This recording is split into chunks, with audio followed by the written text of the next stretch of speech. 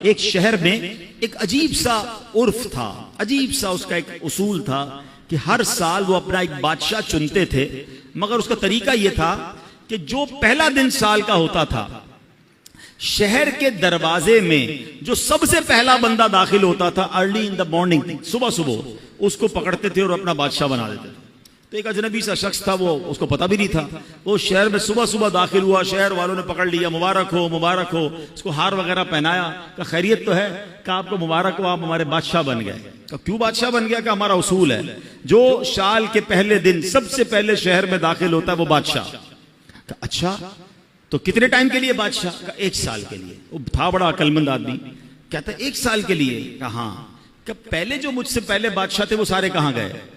کہ وہ 1 سال حکومت کرتے ہیں، پھر ہم ان کو ایک جنگل میں جا کے پھینک کے آ جاتے ہیں، اور اس جنگل کے اندر وہ بھوکا پیاسا مر جاتا ہے، اگر بھوکا پیاسا نہیں مرتا تو سانپ بچھو کھا جاتے ہیں۔ اس نے کہا اچھا۔ اب اس نے بڑی عقل بندی کی، اس نے پہلے تو پورے شہر والوں کے کام بڑے اچھے کیے، ان کے مسائل حل کیے، اور پھر غیر محسوس انداز میں اس نے اس شہر سے اس جنگل تک کا روڈ بنوایا۔ اچھا روڈ بن گیا تو وہاں اس نے لوگوں کو بسانا شروع کیا، آہستہ آہستہ کھانے پینے کی دکانیں بھی وہاں لگا دی۔ اب جب سال پورا ہوا تو لوگوں کو کہا ٹھیک ہے بھائی میرا ٹائم پورا ہو گیا، مجھے بھی اسی جنگل میں چھوڑ کے آ جاؤ۔ تو جو شہر کے بڑے لوگ تھے انہوں نے کہا آپ بڑے سمجھدار ہیں، آپ نے اس جنگل بیابان کو بھی شہر بنا دیا، ادھر بھی جناب اتنی رونق کر دی کہ ہم آپ کو ادھر بھی لے کے جائیں گے تو آپ کو کوئی پرابلم نہیں ہوگی۔ ہمیں ایسے ہی عقل مند بادشاہ کی ضرورت تھی، اب ہم سب نے مل کر فیصلہ کیا ہے آپ ہی ہمارے بادشاہ رہیں گے۔ اب بظاہر تو یہ واقعہ ہے، مگر کیا مجھے اور آپ کو ایک شہر میں نہیں جانا ہے؟ مجھے اور آپ کو ایک اور دنیا میں نہیں جانا ہے جہاں سانپ اور بچھو بھی ہو سکتے ہیں؟ اللہ ناراض ہوا تو قبر میں سانپ اور بچھو بھی تو ہو سکتے ہیں نا۔ جہنم کی آگ اور جہنم کا عذاب کتنا خطرناک ہے، مگر ہم میں سے کون ہے جو اس جہان کو، آخرت کے معاملات کو آسان کرنے کے لیے یہاں سوچ رہا ہے کہ یار یہیں رہ کر میں آخرت بہتر کر لوں۔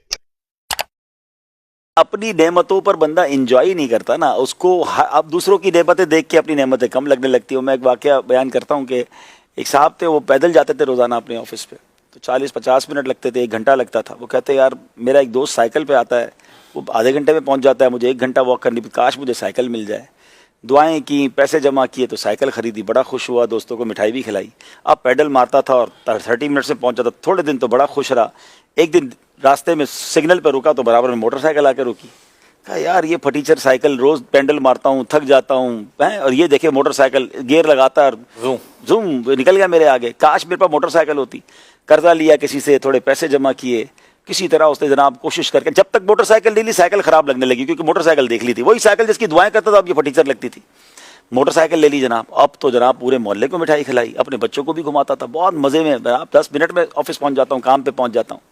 ایک دن وہی موٹر سائیکل سگنل پہ رکی تو برابر میں الٹو گاڑی آ کے رکی۔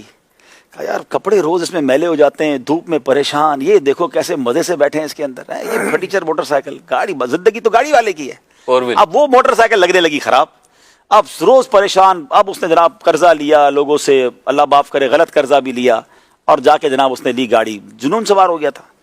اب جناب اس نے گاڑی لے لی، اب تو جناب بریانی کھلائی دوستوں کو، اب تو مٹھائی سے گاڑی والا ہو گیا تھا، باکار ہو گیا۔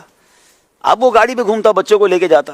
تھوڑے دنوں بعد ایک بار سگنل پہ گاڑی روکی تو برابر کرولا آ کے رکی، وہ بٹن سے شیشے اس کے اوپر ہو رہے ہیں، بٹن سے نیچے ہو رہے، میں تو ہینڈل گھما گھما کے شیشے اوپر کرتا ہوں، اور میں گیئر لگاتا ہوں، وہ آٹومیٹک چل رہی ہے، اے سی چل رہا ہے اندر، میری گاڑی میں اے سی کوئی نہیں، یہ پھٹیچر گاڑی، یہ کوئی گاڑی ہے؟ گاڑی تو وہ ہے۔ تو سمجھانے کا مقصد یہ ہے میرے پیارے اسلامی بھائیوں، اب جب کرولا لے لے گا نا تو لینڈ کروزر نظر آئے گی، لینڈ کروزر کے بعد V8 نظر آئے گی، اب تو لوگوں کے پاس پرائیویٹ طیارے موجود ہیں۔ کہاں تک بھاگو گے؟ کس سے ریس لگاؤ گے؟ انجوائے کب کرو گے؟ آپ کے پاس جو ہے نا اللہ نے کروڑوں سے اچھا دیا ہے، ان نعمتوں پر خوش کب ہوگے؟ جب دوسروں کو دیکھ کر آپ کو گھر چھوٹا لگ رہا ہے، اپنی اسکوٹر خراب لگ رہی ہے، اپنا موبائل پھٹیچر لگ رہا ہے، تو آپ کی زندگی تو گئی نا۔ آپ موج کرو، عیش کرو، خوش رہو، کب؟ کہ جب آپ اپنے سے کمتر لوگوں کو دیکھو۔ یار اللہ نے مجھے میرے ہاتھ پیر سلامت دیے، بولنے کے لیے زبان دی، میرے گھر والے ہیں، میرے پاس چھت ہے، میں سوتا ہوں تو بستر ہے سر کے نیچے، لوگ روڈ پہ سوتے ہیں۔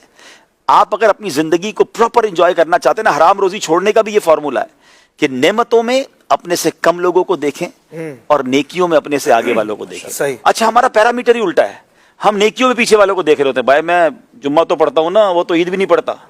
او بھائی 5 وقت نماز پڑھنے والے کو دیکھو, 5 وقت نماز پڑھنے والا تہجد پڑھنے والے کو دیکھے, تہجد پڑھنے والا روز قرآن پڑھنے والے کو دیکھے. ایک ہماری عمر کے مفتی صاحب ہمارے ساتھ بیٹھے ہیں نا, ہمیں تو یہ سوچنا چاہیے کہ جس ایج کا میں ہوں ایسے مفتی صاحب بھی بن سکتا تھا, میں کیوں نہیں بنا.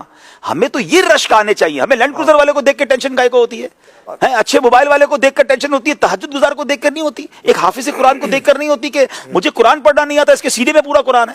کاش یہ والا کمپٹیشن ہمارے اندر آ جائے.